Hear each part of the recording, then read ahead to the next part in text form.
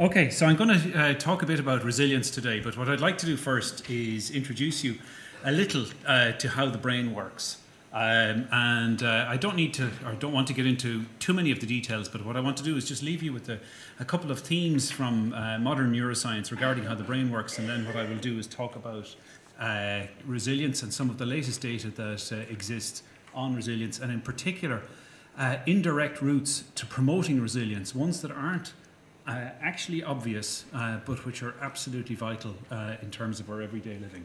So here, I hope you can see a section through a piece of brain tissue. This is what's known as a gold luciferase stain.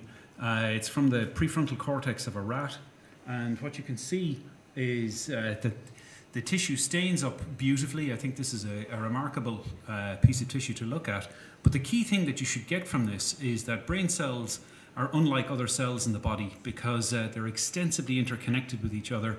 And on average, the average brain cell sends connections to between 2,000 and about 20,000 other brain cells. So this is really quite remarkable.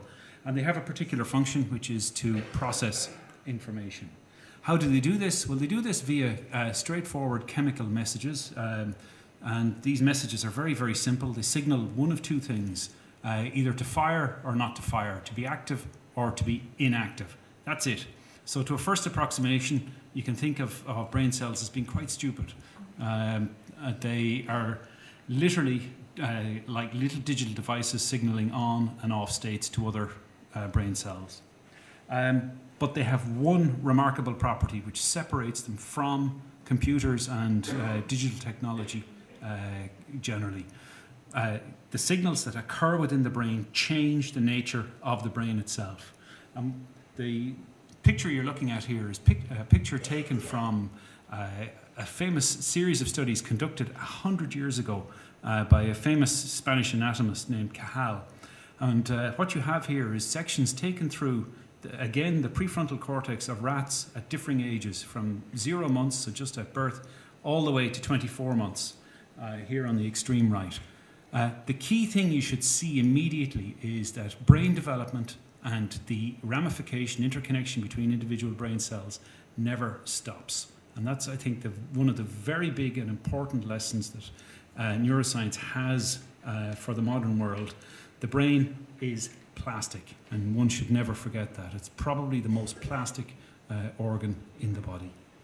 This means that the behaviors that you engage in, the attitudes that you have to yourself, to the things that you do, the habits that you have, all change the fabric of the brain itself.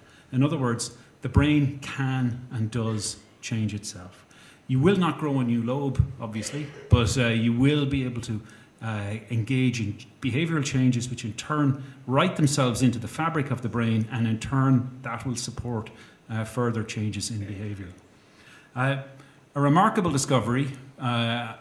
Many of us, in fact all of us really, spend a substantial fraction of our day thinking about nothing in particular. This is given the name of mind wandering, and it turns out to be a very vital and important aspect of how we live our lives.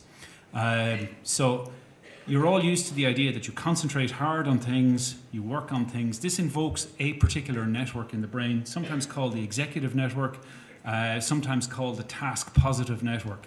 But when you zone out from that, a different network in the brain comes on, and it shuts down that task positive network. And this is a big picture network, sometimes called the default mode network, because we spend perhaps 15 minutes per hour in this state, thinking about ourselves, thinking about our relationship to others, thinking about where we're going in our lives, and those kinds of things.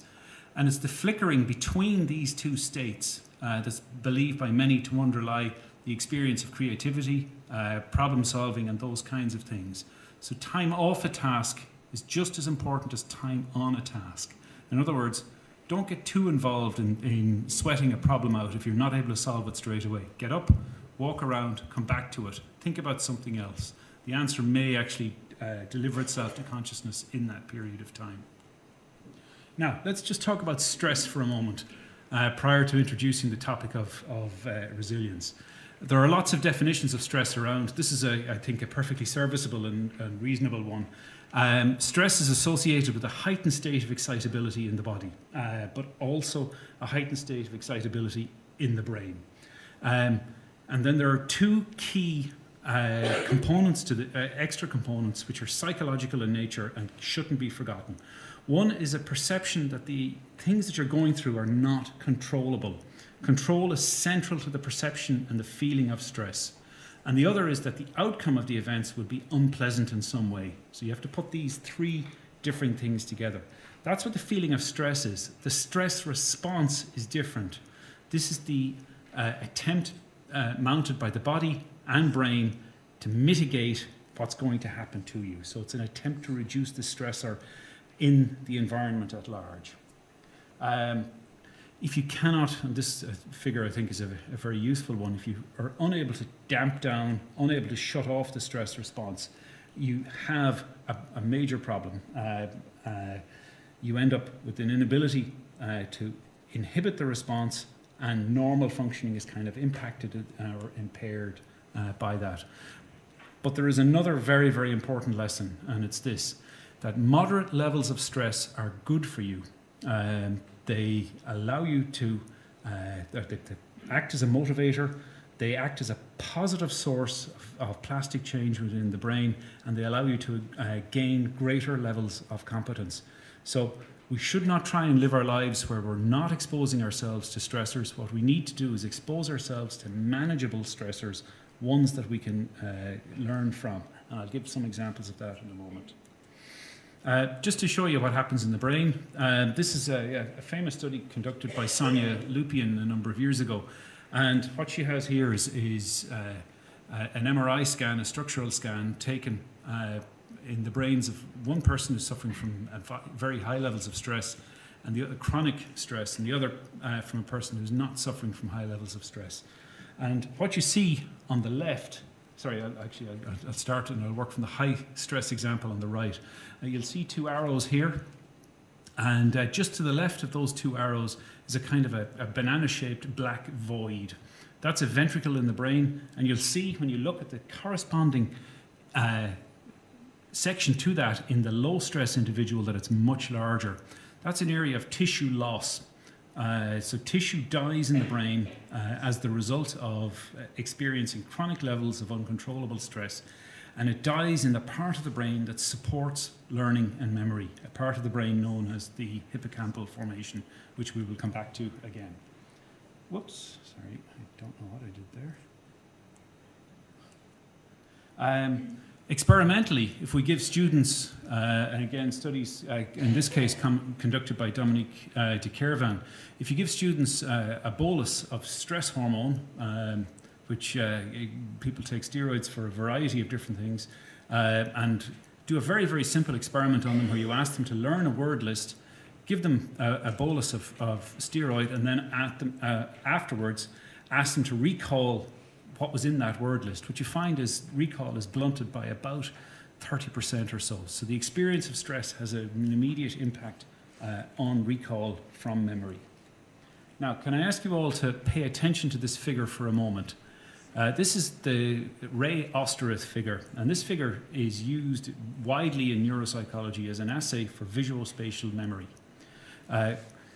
You give this to a patient, you let them study it for 10 or 20 seconds, and then after an interval you ask them to recall it, and you score the recall depending on a variety of different parameters to do with the number of lines that are in the correct place, the number of correct angles, all of those kinds of things. Just study it here for a couple of seconds, and I'm going to ask you to remember it and see if you can draw it in a couple of moments' time.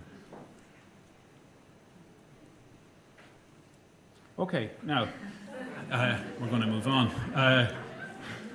That was enough time. So this is a study in combat soldiers by Charles Morgan. And this study is a very important study. There's been a whole series of studies like this because you can do things with combat soldiers that you can't do with college students or other members of the population. You can shoot bullets at them. You can keep them awake for 48 or more hours. you can restrict water, you can do a whole variety of things like this. And what you find is when you combine sleep loss with other stressors, especially restricting access to food and liquid, is that every single measured aspect of psychological function degrades, and degrades very, very substantially. From mood states to simple reaction times to simple tests and more complex tests of logical reasoning. The key point here is, and it should be obvious, and I'm going to draw it out in a bit more detail later, one of the things that you need to do in order not to suffer from stress and to build resilience is to sleep. Sleep hygiene is something that's neglected, but has profound and very, very important effects for normal psychological functioning during the course of the day. Deliberately restricting sleep in order to study, for example, is self-defeating. People do this all the time, but it's actually pointless. It doesn't work. Why is this? Well, this is the reason. There is an important interaction between the brain systems that are affected by stress and the brain systems that support learning, memory, and thinking more generally. High levels of stress results in the release of a variety of stress hormones, and in turn, these stress hormones feed back onto the brain systems that are involved in learning, memory, control of intention, all of those kinds of things, the kinds of things that you need to organize your behavior to get through a normal working day or a normal day. So the feedback loop here is negative, and if it's maintained, it has all sorts of negative consequences. Now, can you do the drawing? Just take a moment to do that drawing.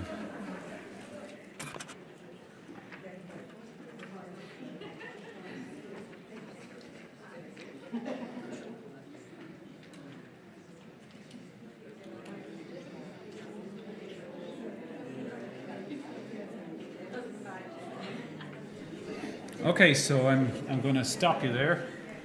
Is your drawing close to this, or is your drawing close to this?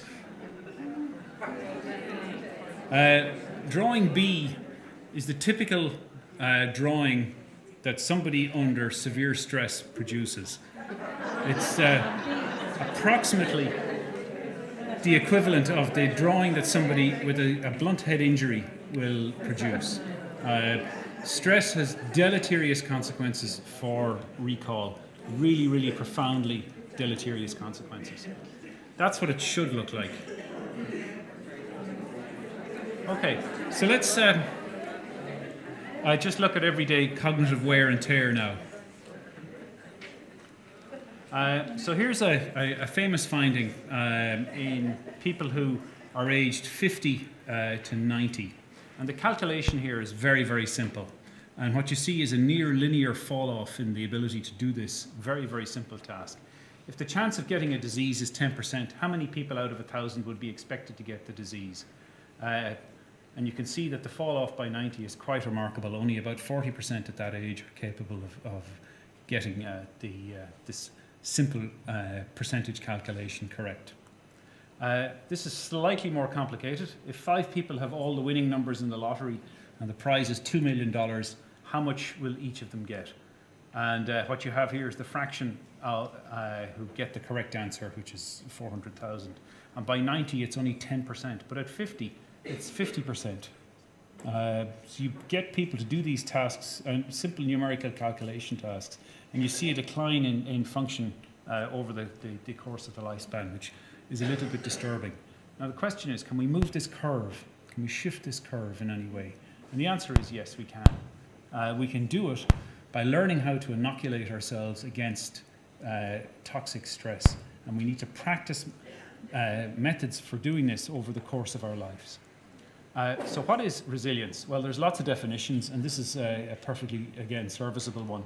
It's from the American Psychological Association, and it's straightforward. It says that it's the process of adapting well despite adversity, trauma, all of those kinds of things.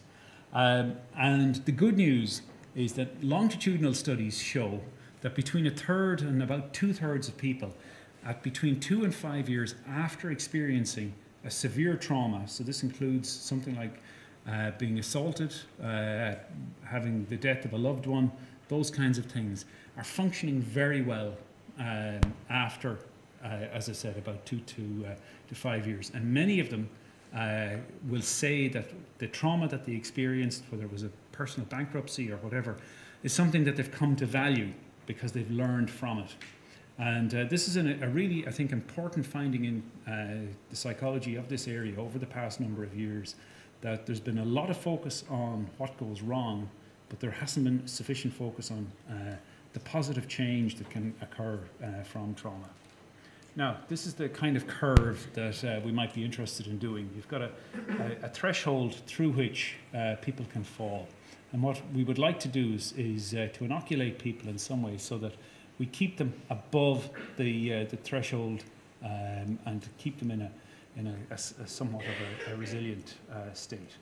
So how can we build resilience? So there's a huge literature now which has been built up over the past 2 or 3 decades, deriving from a variety of different sources, from large-scale studies in communities under stress, in the military, and in particular military forces in the US, and also in the sports domain, where we've seen over the last couple of decades a dramatic extension in the lifespan of sports people because there are new methods for training which allow an extension of sporting life. And many of these lessons can be carried forward into everyday life, in my view. So what do we know epidemiologically? Well, first of all, we know that people who are older, on average, tend to survive traumatic events better than those who are younger. So this is something, wisdom that comes with age. On average, for every extra year of education that you have, the more likely you are, again, to survive some form of traumatic event. Something that has become very, very important, and I'll illustrate it in a very direct way in a moment, is the issue of social support. We should never make the mistake of thinking that resilience is something that is sitting solely within the individual. The larger social network that people sit within has a really, really important effect on how it is that people can recover from trauma or prevent themselves from experiencing it in the first place. Then training in active coping. So this happens in football teams all the time. They go out and simulate the events that they're going to experience. And something that's difficult to do, which is to adopt a dispositionally optimistic view of life. People who are dispositionally pessimistic tend to have lower rates of recovery compared to people who are dispositionally optimistic. A way of, I won't talk about it now, but a way of inculcating, or in detail now, dispositional optimism is by journaling, and this works very, very well, which is to sit down every night and write down 3 things that have gone well for you today, something you've done for somebody, those kinds of things. And the evidence on this method is remarkably good. Okay, so let's just talk about resilience in education. So this is a very important study by Bennett and colleagues in Chicago. And what they've done in this study is look at the impairment suffered by individuals who have, at death, their brains have been taken out and they've been examined for Alzheimer's disease. And what they show, very, very importantly, is that like for like brains in terms of pathology are different in terms of impairment depending on the degree of education that you've had. So the longer you've spent in the education system, the less is the degree of impairment to the attack that Alzheimer's disease makes on the brain compared to people who have had a lesser level of education. I think that's a really important finding, that education has general effects in terms of building resilience against the assault, in this case, of a particularly insidious disease compared to people who have not had the chance to have had the same level of education. This is, again, a similar study by Barbara Wilson in Cambridge. And what she's done in this study is ask a different question.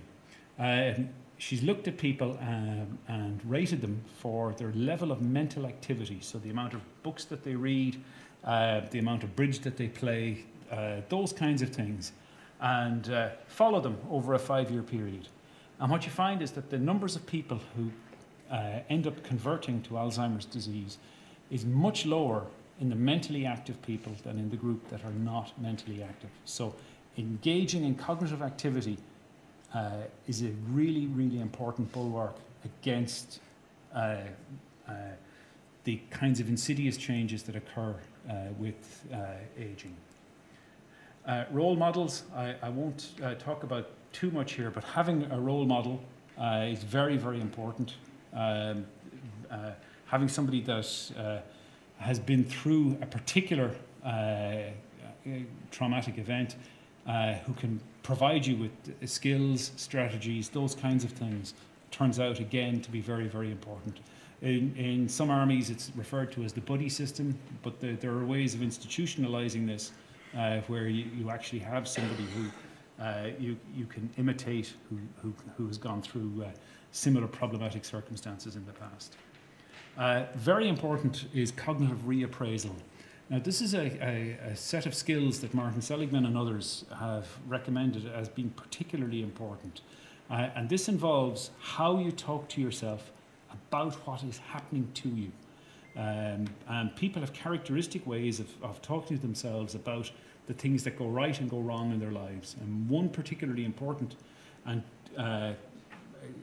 type of thinking that needs to be got under control is a type of thinking known as catastrophizing, where people repetitively think about themselves in negative ways and suggest that what happens to them in terms of life outcome is their fault. So how do you change this? Well, here's just some examples of different ways of thinking, and then I'll talk about it in a little bit more detail. You look at chap on the left, he's very happy. Chap on the right, scared out of his wits. If you were to look in the body of these two and assay the levels of stress hormone present, you will find it's the same. You'll find that blood pressure changes are the same, heart rate variability is the same.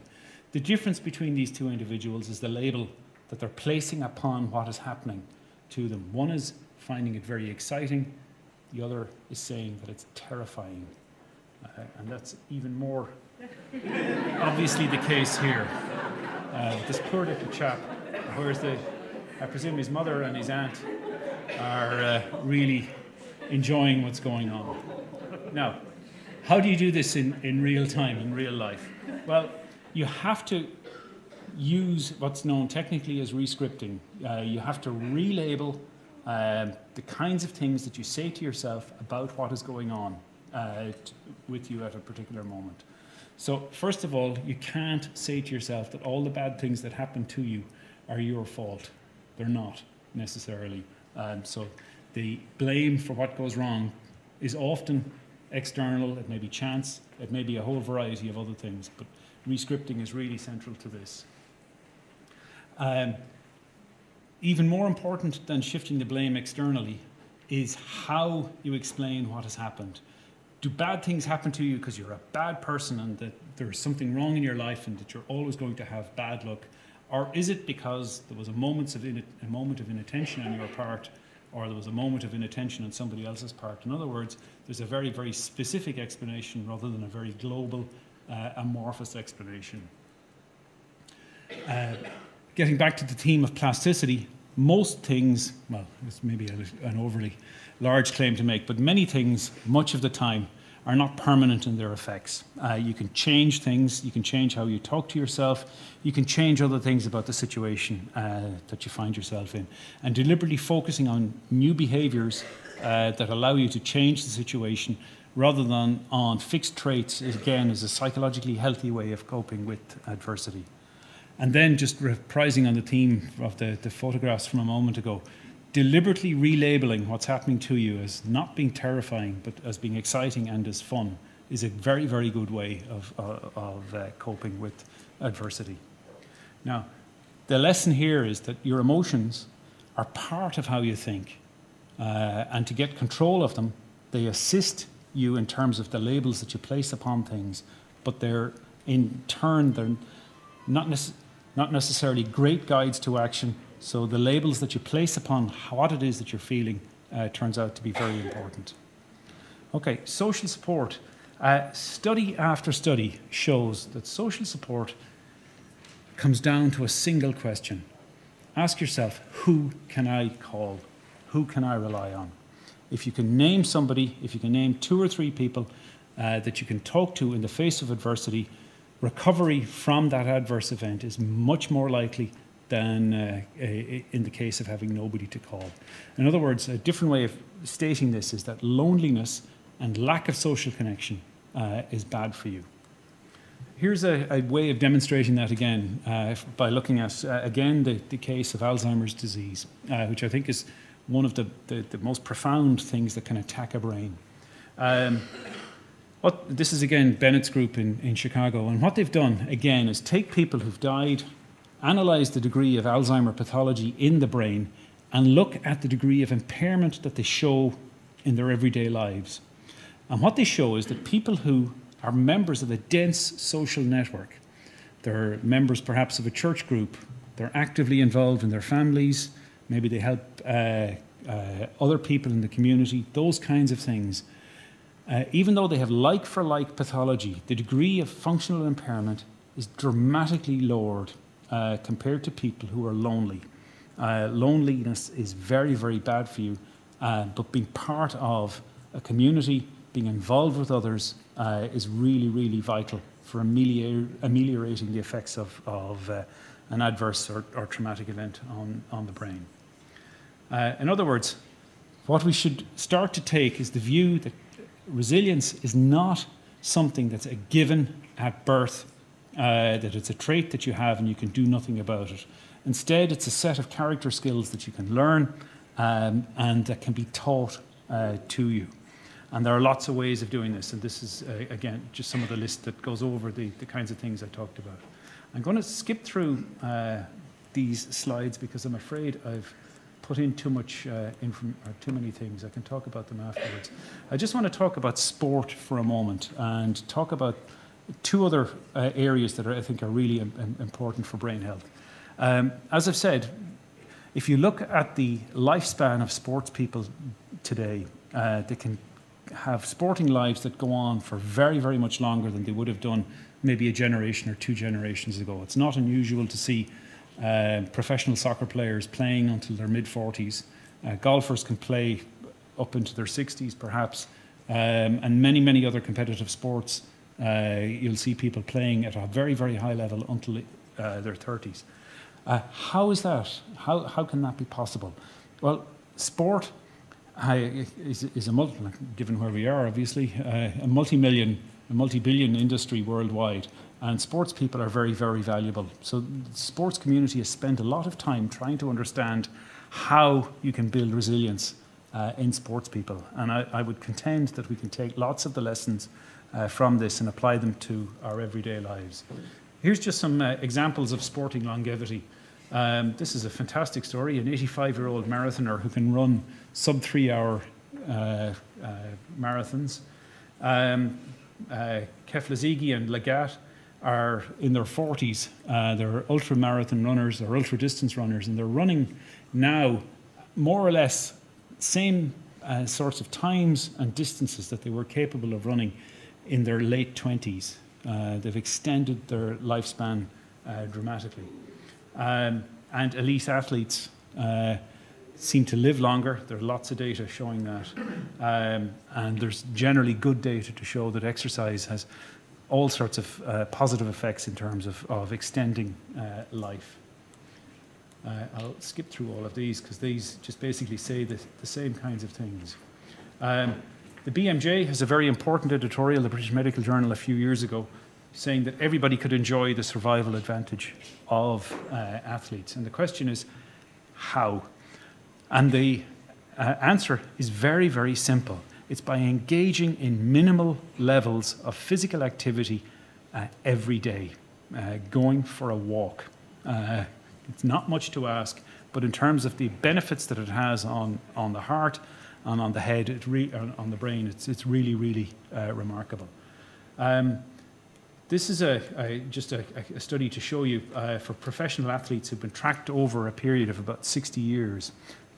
So they've been studying these people from their 20s, both males and females, until their near 90s.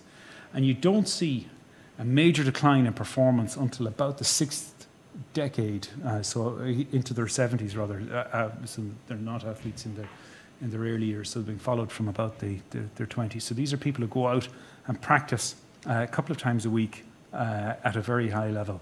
So a decline does not happen, contrary to the kinds of curves that you see for the population at large, in this population until very, very late in life. What do we know about exercise in the brain? Well, we now know a huge amount. This is an old study, and what it showed is that people who go out for a walk about 3 times a week or more are at much lower risk of converting to Alzheimer's disease or dementia in later life compared to people who sit out and veg on the couch at home. So activity is really, really important.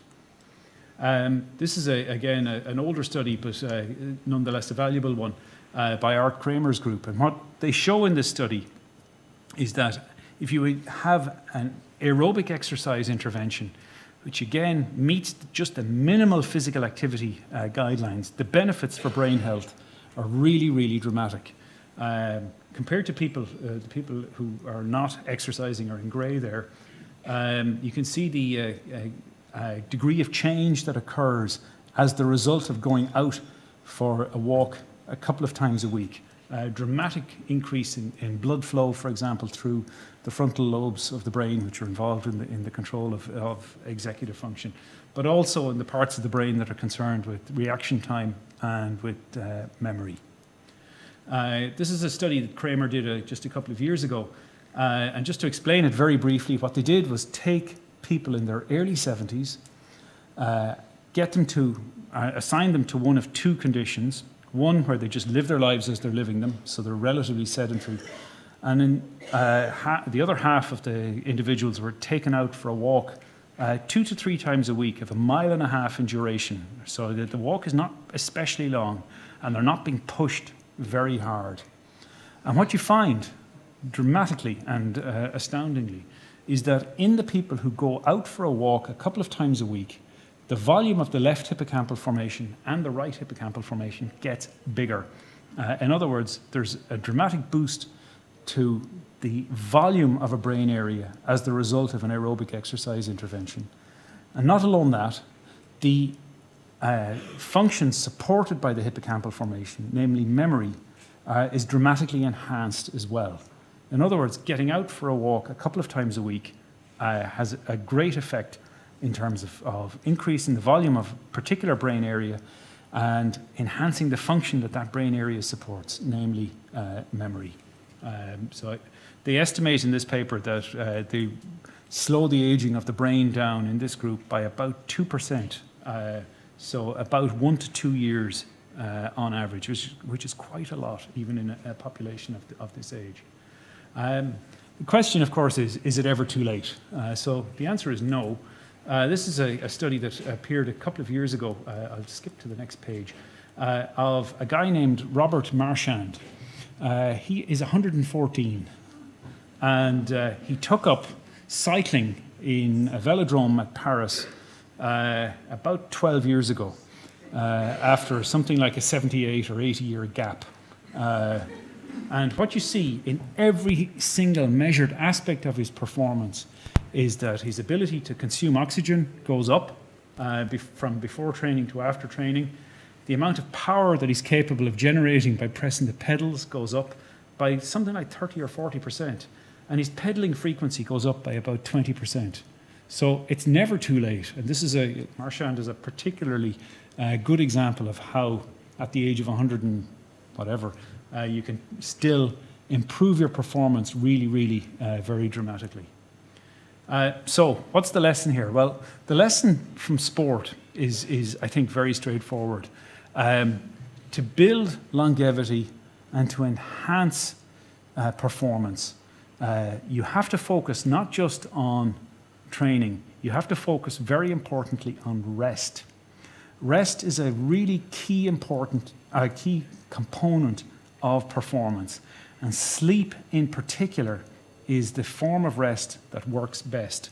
So Lagat and Keflezaghi, the long distance runners I mentioned earlier on, they spend astonishing amounts of time sleeping, perhaps 12 hours a day after training sessions, and they don't overtrain. They train regularly, frequently, but they give themselves very, very good rest. They focus, of course, on good diet and a whole lot of other things. And one thing they do, and which is very important in sport, is they avoid injury.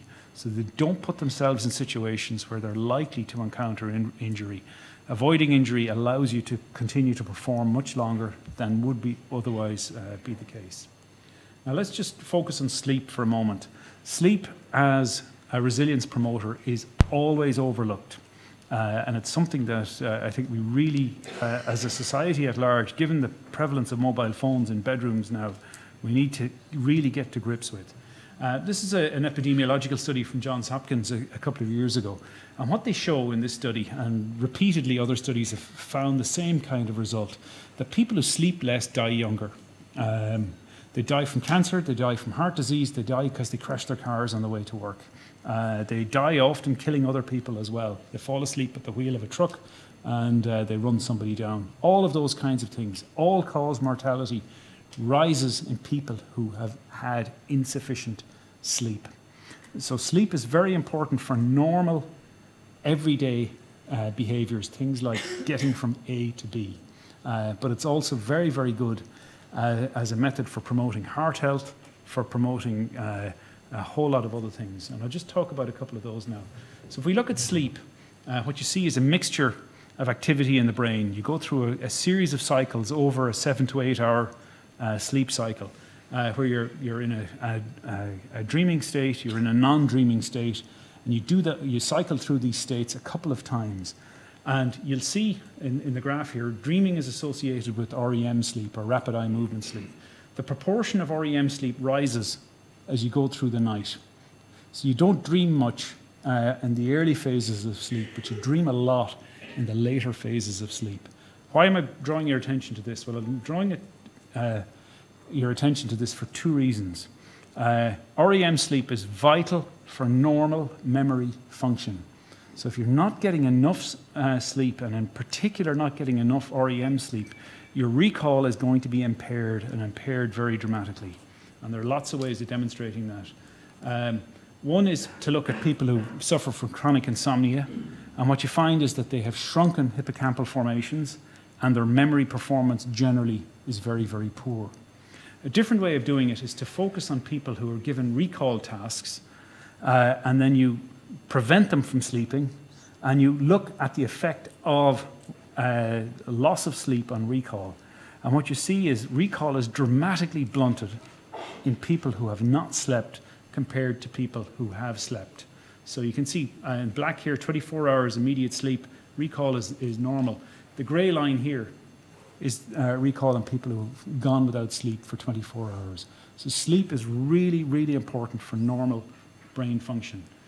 In terms of sports performers, this paper caused quite a stir when it came out because it showed that depending on the direction of travel in the US, if you're going from the East Coast to the West or the West to the East Coast, you have a consistent impairment in performance and loss of games in people, in the baseball players who are losing sleep because they're traveling contrary to their circadian rhythm.